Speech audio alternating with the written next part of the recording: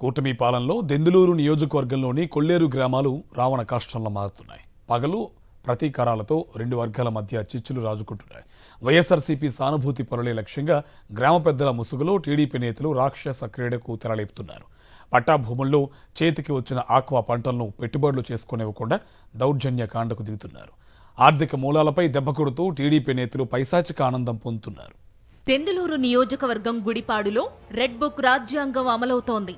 వైఎస్ఆర్సీపీ సానుభూతి పరులపై వేధింపులు పరాకాష్ఠకు చేరుతున్నాయి.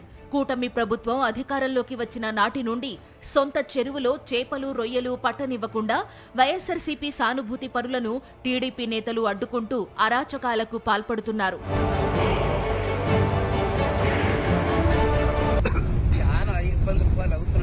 చేపల చెరువు పట్టనెత్తలేదు, ఇటు ఈ రొయ్యల చెరువు ఆరంభ రోడ్డు పక్కన చెరువు కూడా పట్టనెత్తలేదు. బళ్ళు పెట్టొద్దని అంటున్నారు. చాలా హింసలకి గురి చేసేస్తున్నారు.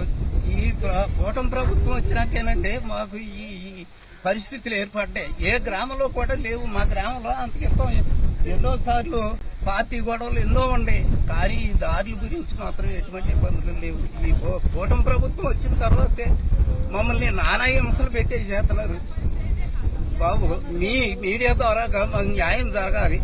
పెదపాడు మండలం గుడిపాడుకు చెందిన వైఎస్ఆర్సీపీ సానుభూతి పరుడు ఘంటసాల సుబ్బారావుకు చెందిన 6 ఎకరాల సొంత చెరువులో 10 నెలల క్రితం చేపలు సాగు చేశారు.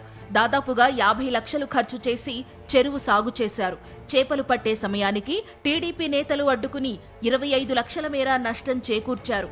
మళ్లీ రెండోసారి హైకోర్టు ఉత్తర్వులతో పట్టుబడులు మొదలు పెట్టగా పట్టుకున్న చేపల లారీలను వెళ్లనీయకుండా టీడీపీ నేతలు చెరువు బాటకు గట్టుకొట్టి జేసీబీ లారీలను అడ్డంగా పెట్టారు.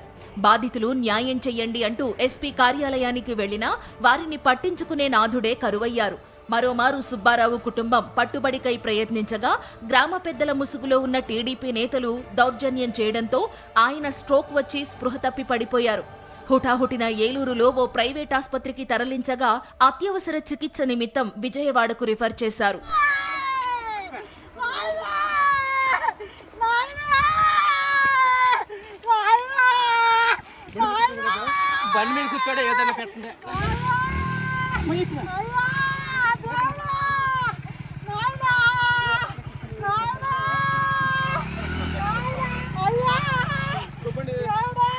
కూటమి ప్రభుత్వం అధికారం చేపట్టిన నాటి నుండి కొల్లేరు గ్రామాల్లో అరాచక పాలన జరుగుతుందని గుడిపాడు గ్రామస్తులు ఆగ్రహం వ్యక్తం చేస్తున్నారు.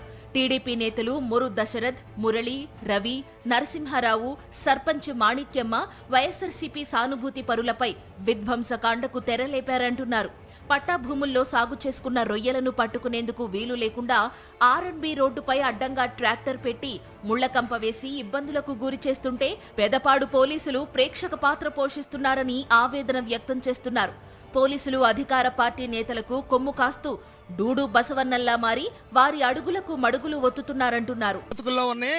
ముందు ఆ పని అవనండి, ఒక్కొక్క మీటింగ్ పెట్టి ఒక్కొక్క సమస్య తేల్చుకుందాం. మేము హామీ ఇస్తున్నాం. మేము అందరం ఇంతకుముందు మేము లైన్లోకి రాలా. మేము లైన్లోకి వచ్చిన తర్వాత వాళ్ళతో ఒప్పించుకుని మేము ఎదురుగా దిగినా కూడా మీరు చెప్తే నమ్మట్లేదనంటే ఇంకెవరికి మీకు సరిపోతారు.